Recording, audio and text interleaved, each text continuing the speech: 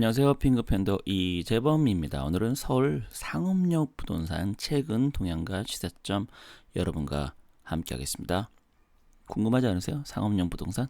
뭐 안 궁금하실 수도 있습니다. 실제로 우리는 대부분 주택, 아파트만 궁금해하지 상업 같은 건 궁금하지 않으실 수도 있는데요. 그래도 여러분들 결국에 꿈은 건물주 아니세요? 건물주가 되려면 상업용 부동산에 대해서 좀 알아야 되지 않을까요? 알진 못해도 현재 이런 상황, 이런 현재 현상, 이런 일들이 벌어지고 있구나. 이런 것들을 좀 알아야 되지 않을까라고 해서 이 자리를 만들었습니다. 정확히는 제가 만든 건 아니고 여기 나와 있는 것처럼 우리금융경영연구소에서 펴낸 보고서를 가지고 여러분들이 제가 함께 이야기를 합니다. 그래서 현재 공실률이 제일 중요하죠. 그래서 되게 공실이 높아졌을 것 같죠. 네. 근데 보시면 나와 있는 것처럼 2019년 7.6, 2020년 1분기는 7.9. 그래서 그렇게까지 갑자기 많이 됐다라고 하기는 좀 힘듭니다. 그리고 임대 가격 지수도 보시면 17년 98에서요. 19년 4분기에는 100에서 10분기 연속 상승은 하고 있습니다. 그러니까 임대료 가격 자체는 계속 올라가고 있다. 그리고 또 보시면 전체 전국이 2017년 9.6에서 2019년 11.5%니까요. 서울은 그에 비해서 확실히 좀 낮다라고 할 수 있는 거죠. 그래서 보시면 전국 서울, 그러니까 서울만 놓고 보면 대체적으로 한 7. 한 5%? 요 정도 선이 중간이다라고 할 수 있는 거죠. 그런 대신 이제 임대 가격 지수가 꾸준히 올랐었는데요.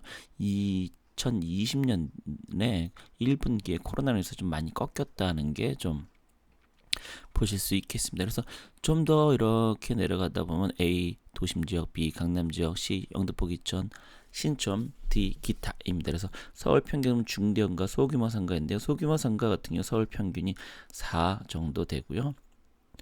그리고 임대 가격 지수는 98.4 이렇게 현재 되고 있습니다. 그래서 이거를 소상공인 매출 현황을 보면 확실히 계속 줄고 있죠.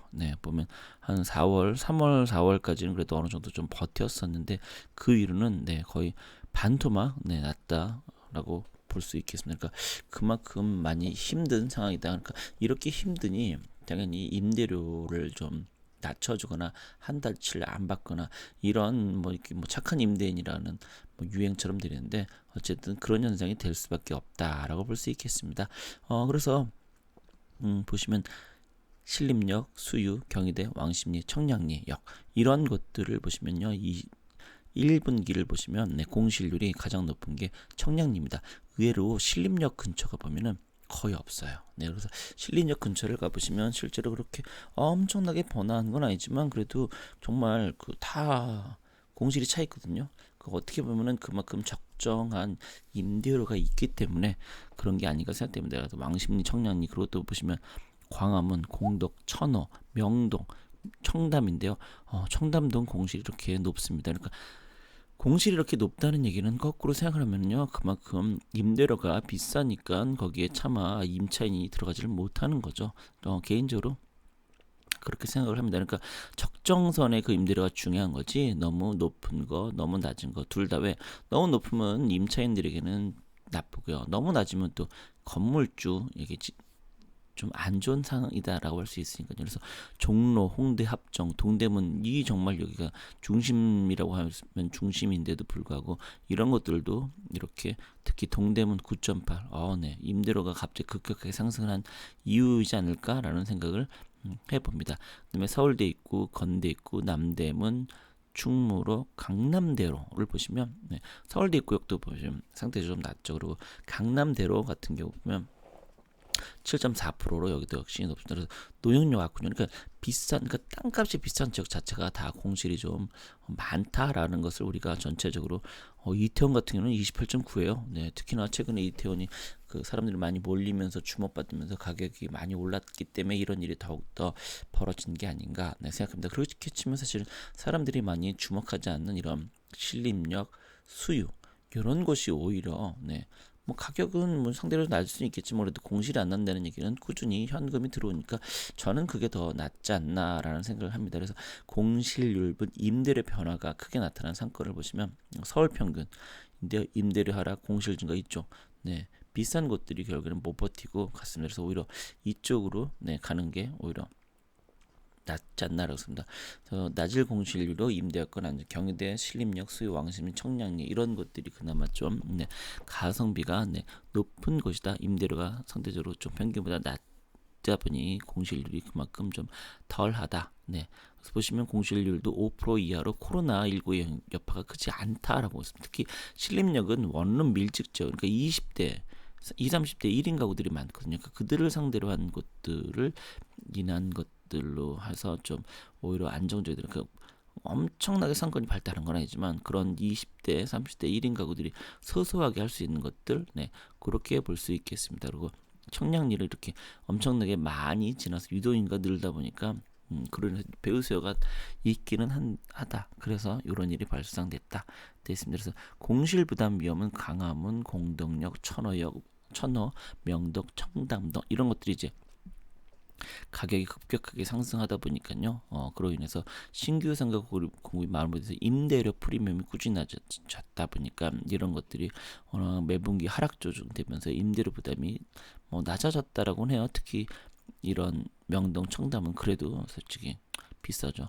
명동 중대형상가 1층 제곱미터당 임대료가 30만 원, 서울 평균보다 5배 이상 높다라고 합니다. 그럼에도 불구하고 이게 2016년과 비교하면 11.4% 떨어진 금액이라고 해요. 그러니까 어마어마한 금액이죠. 그러니까 거기서 도대체 자영업을 하시는 분들이 매출을 얼마큼을 발생시켜야 돼요. 물론 이제 그런 곳에서 하시는 분들이 자영업이나 사업이나 같은 개념이긴 하지만 어쨌든 그렇게 볼 수 있겠습니다. 그런 다음에 공실률은 낮지만 공실이 계속 증가하고 있다. 서울대 있고 건대 있고 남대문 충북로 강남대로 종로 홍대 합정 동대문 이런 것들입니다. 이런 것들은 유흥 대형 시설이 밀집돼 있지만요. 2020년 1분기 공실률이 상승폭이 높습니다. 그러니까 결국 이런 것들이 또는 보시면 워낙 번화가들이다 보니까 그만큼 사람들이 이쪽을 안 오죠. 그러다 보니까 장사가 안 되죠. 그러다 보니까 장사문을 닫는 거죠. 그러니까 공실이 증가하고 있다. 이렇게 어떻게 보면 자연스럽게 인과관계다라고 볼 수 있겠습니다. 그래서 강남대로 같은 1층 기준 제곱미터당 임대료가요. 18년 서울 평균 5만 9천 원을 크게 상하는 14만 원 육박하였으나 2019년 이후 하락세 거기가 워낙 비싸다 보니까 공실이 꽤 1층도 보면 있거든요. 강남대로가. 그러다 보니까 이런 일이 하지만 거기야 워낙 안테나 숍들이 많으니까 그런 것들은 좀 생각할 필요가 있지 않나라고 볼 수 있겠습니다. 그런 다음에 이런 것들 공급 대비 임차가 부족 논현역, 압구정 이런 데들은 장기간 임대료가 하락해서 공실이 20% 육박했던 지점 고점 대비는 공실이 감소했는데 여전히 공실률이 10%. 그러니까 상대적으로 좀 많이 공실이 적어지긴 했는데 여전히 임대료가 좀 싼 편은 아니니까요. 그러니까 그런 일이 특히 압구정동 같은 경우는 로데오 거리 같은 경우는 공실이 엄청 많았거든요. 근데 최근에 갔을 때 좀 많이 줄긴 했더라고요. 공실이. 그런 영향이 있다. 그리고 노필 공실이 장기화, 신사역, 신촌, 태화동, 태해란로, 도산대로, 이태원 이런 것들은 현재 공실률이 많습니다. 특히 강남 지역은 공실률이 높지만요. 임대소득보다는 자본이득을 추구하는 투자 수요가 풍부해서요. 공실률은 그냥 감당하는 거죠. 왜 실제로 가격 대비 공실률을 보면 왜냐면 이제 가격 대비 임대료를 보면 그 정도 수준은 그냥 안 받아도 그냥 내가 유지할 수 있다 이 정도거든요. 그래서 그런 여력이 있습니다. 근데 신사, 신촌, 해화동은 이제 중국 관광객들이 좀 줄어서 그런 일이 벌어지고 있다라고 할 수 있겠습니다. 그래서 유동이고 높은 곳들이 충격이 좀 컸다라고 볼 수 있겠습니다. 하지만 중장기 서비스업의 온라인 전환 이런 것들을 좀 생각을 해보면 그래서 많은 사람들이 얘기하죠. 과연 상가가 앞으로도 잘 될 것인가 이런 얘기들을 사실은 하고 있기는 하거든요. 그래서 좀 정말 생각할 필요는 있습니다. 하지만 결국에는 인간은 모이게 돼 있습니다. 인간은 아무리 어쩌고저쩌고 해도 집에서 어쩌고저쩌고 해도 그래도 나가서 사람을 만나고 부딪히고 이런 걸 좋아하는 게 결국에는 저는 사람의 이게 무슨 1, 2년 만에 생긴 게 아니라 수십, 수백, 수천 년도에 걸쳐서 생긴 습성이고 습관이고 이 인간의 자연스러운 행동이거든요. 그래서 이 코로나가 잠잠해지면 다시 예전처럼 이런 곳들을 찾아갈 것이다라는 게 제 개인적인 생각입니다. 그래서 어쨌든 이런 임대료 하락하고 있어서 좀 부정적인 영향이 있지만 2분기에는 좀 완화될 거다. 그리고 상가 같은 경우는 뭐 이렇게 되게 양호한 편이긴 했지만 네, 된다라고 보고요. 수요를 쫓아 이동이 불분한 부동산의 특성상 결국에는 좋은 것을 좀 저렴하게 사놓다라고 하면은 좋은 날이 오지 않을까라고 생각할 수 있는 거죠. 금융에서는 높은 손실이 장기화되고 있는 일부 상권을 중심으로 상업용 부동산. 결국 이거는 우리 금융 얘네들 자신들의 얘기다라고 할 수 있겠습니다. 그래서 결국엔 이런 것들을 좀 자본 수익률, 소득 수익률 보신다고 도심이 보시면 0.7, 그래서 1 넘어가는 데가 보시면 청담, 테란노 자본 수익률. 그러니까 자본 수익률이 뭐예요? 그러니까 이거를 사서 나중에 시세차익 놓고 팔 수 있는 거를 의미를 합니다. 소득 수익률은 산 금액 대비로 얼마큼 이거를 임대 수익을 받을 수 있느냐 이거. 그래서 저 같은 경우는 솔직히 자본 수익률보다는 소득 수익률을 더 중요하게 보는 입장이라서요.